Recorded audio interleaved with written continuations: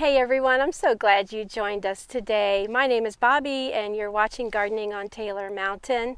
I'm here with someone very special and I'm here at a real flower farm. You've probably heard me say and call myself before a tween gardener because I'm a home gardener that does cut flowers for donations. So that kind of makes me a tween gardener, but this lady right here and her family, this is a real flower farm. So I'm so excited that they have invited us to come today, look at their flower farm, and talk a little bit about local flower farming. So hey, Dusty. Hi, Bobby. Thank you so much for coming to the farm. We just appreciate you, and us coming together has been such a blessing in so many ways. So we're so thrilled to have you here today. Yeah, we're so glad to be here. My granddaughters and I are here, and my granddaughter's behind the camera, and Dusty and her family, as I said, do the flower farming here. We're going to talk more about that, but the way I met Dusty was last year. We did a project for the senior center, and I quickly realized when the date was approaching that I was not going to have enough flowers to accommodate 30 seniors, and I panicked a little bit and I prayed about it, and I believe the Lord led me, or I know the Lord led me to Dusty because I didn't know this farm, Wild Blue Farm, and it's about an hour away from me. So I reached out to them and I asked them, could I possibly buy some cut flowers? And she said, no, you can't. She said, but I will donate some. And I said, are you kidding me? So they donated 3 or 4 buckets of beautiful cut flowers. The seniors had a blast, and they all made their arrangements and each one did different things, and so it was with your beautiful flowers. So thank you again so much. We truly feel, before we started this farm, we didn't know much about growing anything, and we feel like this has all been led by the Lord, and so it's our heart's desire to share flowers and bring joy to people just for the beauty and the gift of what He's given us. Oh, that's wonderful. I love that. I think what we'll do first, everyone, is we'll just take a look down. This is their ranunculus bed here, one of their ranunculus beds. And so we'll just take a look. Right now it's April, it's right at the end of April. The ranunculus are popping out, so I'll move out of your way. You can pan across there a little bit. You walk down this way, honey. Oop!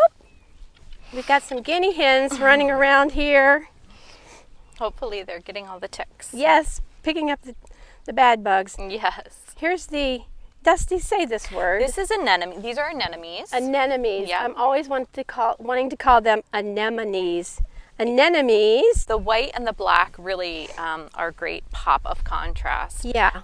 So yes, we plant these in the fall, and as the ranunculus, and they do their growth and really root really well over the winter, and then they're one of our first flowers that we get in the spring. Wow. And we're big fans of them. Mm-hmm. What zone are you in here? We are 7, cusp 7A, 7B. Okay. So it's interesting because with this winter that we've had, it's been so warm and so mild that all of our crops are about 2 to 3 weeks earlier. Wow. There have been years where we're just harvesting tulips at this time. Our tulips have already come and gone. Yeah. And now we're actually getting a little bit later in our stages of already having the anemones and ranunculus.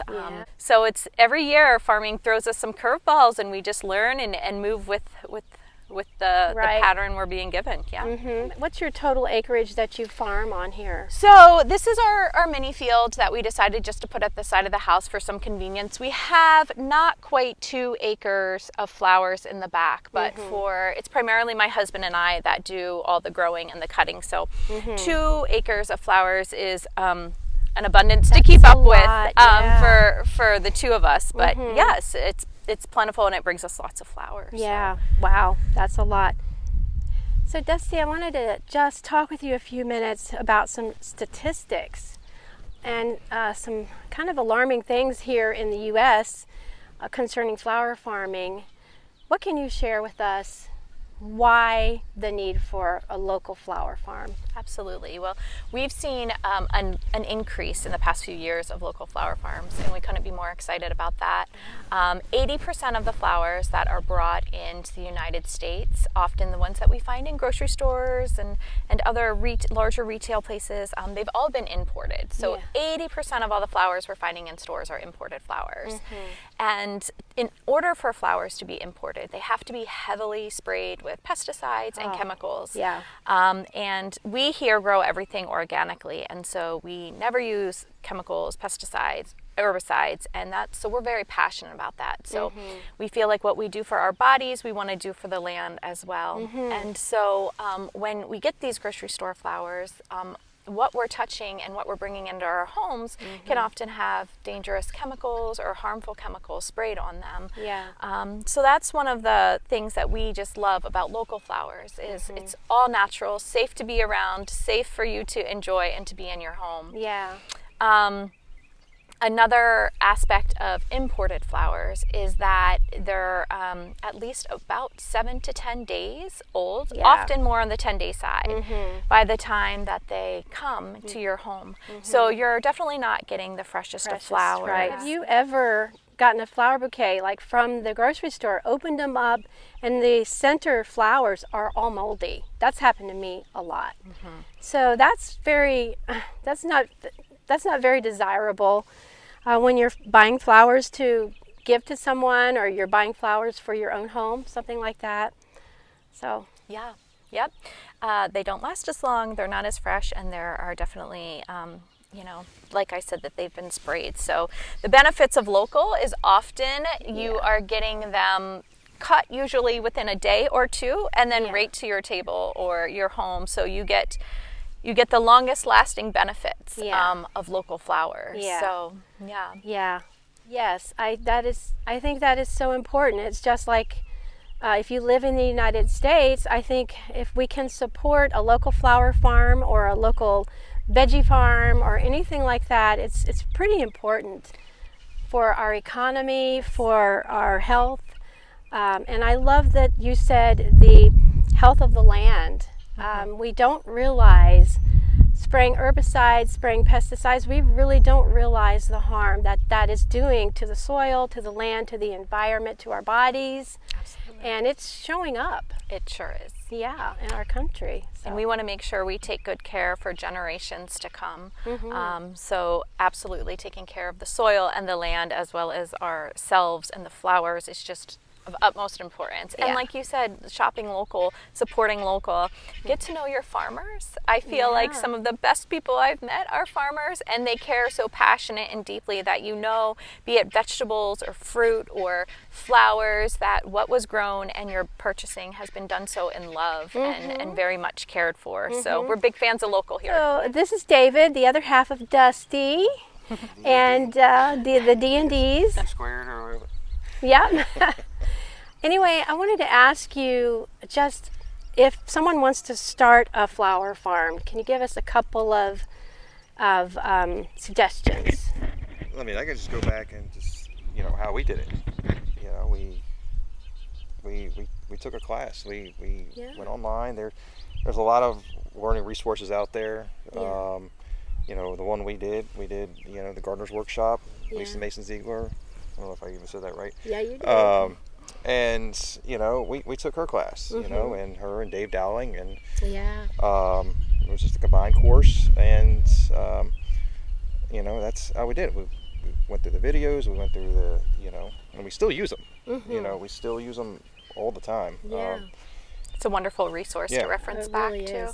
And and that's how we started, and then we just basically came up with a plan. It's like, okay, what are we going to grow, and what are we how we're going to sell it, and and a lot of times you find those plans don't go change. They change pretty quickly. A lot of trial and error. Yes. Right? We've tried a lot, and some things that work really good for some farms, like Lisa Mason Ziegler, who we appreciate, and she's so full of wonderful knowledge. She's a big fan of soil blocking, and that's so many farmers love that and use that, and we are all for that. But for us personally, we've actually found we prefer cell trays, and so it's just, there's no right or wrong approach. Right. It's really getting your hands in the dirt, right? Yeah, And doing it. Yeah, I mean, you could see around here. I mean, like, she would use, biofilm 360, and she had the tools to do it. She had the mulch layers and all that. Right. And we did something different. We use, landscape fabric. Right. You kind and of we have to started- do yeah. what works for your farm. Yeah. Yeah, we started out that way with the 360, and we found that it didn't work. It broke down faster than we can, as two people can handle. So yeah, and so you're constantly trying to learn, trying to be efficient, and and that's just keep learning. Right. Right. Yeah, that's good. That's good advice. Yeah. So how many years would you say that someone should give themselves to get established as a flower farm? Oh, yeah. If you are serious about it, you're going to have to give yourself 4 to 5 years. Yeah.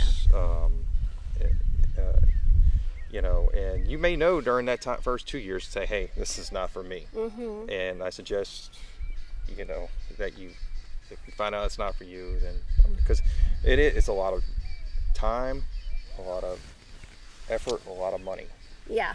a lot of investment, Up front, yeah. Yeah. And you're going to question yourself, why are we doing this? Why are we doing this? But, it's, I think that's every flower farmer, you Yeah. know. At the end of the season, they're probably, exhausted. It's, Yeah. but you just have that kind of internal thing to it, the growing, getting into that just brings you back, Yeah.